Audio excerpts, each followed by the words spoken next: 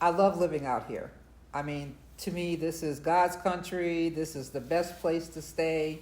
But when I have to go to the store, that's my downfall, because you have to take your go make groceries, buy groceries, make groceries, put it in your car, take it out of your car, put it in your boat, take it out your boat, and haul it 2 flights up. Oh, I usually wait for my grandson when he's there, and then he can help me carry it.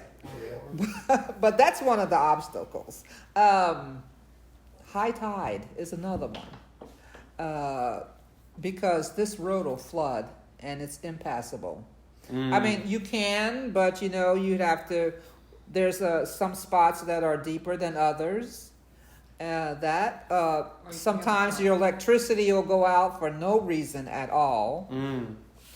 And then especially in the summer, that's a big factor, because there's no air conditioning and the breeze is barely blowing on your porch. So that's another factor, another obstacle. But through all of that, that only makes us stronger. We go on, we push on. When there's no shrimp for the guys to bring in the harvest, and the price is not there, what do? You have to feed your family. So some guys, go out and get jobs to feed their family. Given like some of the challenges we talked about with the marsh turning into, the forest turning into a marsh, and, with you said like it's not like the old days with crabbing and fishing where like the bounty isn't there, or the farming, because the land isn't there. Because the reason why we don't have land, because all these pipeline canals they dug, and they put dams, and all the dams, they ate up around the dam, and it's all open water running through it, and ate up all the marsh, keeping it up in the marsh, and it's nothing now. I think that, when they dug these pipelines, if they wasn't gonna maintain them, they should have filled them back like they took it. Yeah. That way you wouldn't have all this flow of water running through the village, and that would help out a lot. And then they decided, they didn't even ask us to put us into the levee system.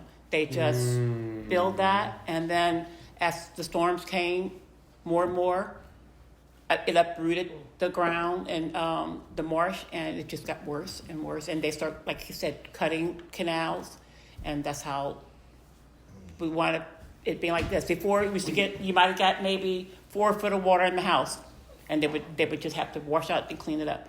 Now you're getting 10 feet of water. Through Ida, I had 3 feet of water in the house, and slush and mud. But the water came in from the Gulf like 10 feet high. You had to have a major hurricane to push water in the house. Like a hurricane like Bessie, we had water in the house. But this little bit of hurricane, like a Category 1, we didn't have water in the house. See, the house is where now you get a Category 1, you got water tree, you got 4 or 5 foot up in the house.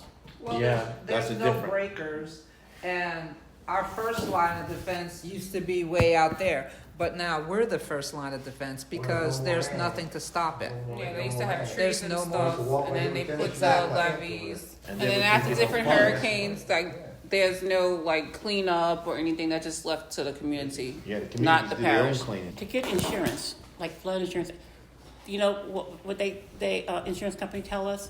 Well, you don't have a fire hydrant out here, so it's over the levee, so you can't. Sometimes you can't get insurance because there's no fire hydrant around here. And if you were to get It don't matter. Let me tell you what. it would be too expensive to even afford it. Because the first thing they fight against each other, one says the wind, one says the water. That's right. They don't want to It's pay not you. even worth the value, No. Well, I mean, we value our home, but to pay for insurance to cover those necessities, to have, they make it impossible to afford. Yeah. So are there any organizations Yes. that are hindering the prosperity, or organizations that are supporting the community? Okay, so the two most supportive are the Lowlander Center, First Peoples Conservation Council, and There are many others that support long and short-term periods in various ways. Common Ground Relief, CRCL, and then they have just a whole bunch of supporters. I mean, you have churches, sometimes from out of state that supported us, that brought groceries and, after, the disaster or whatever.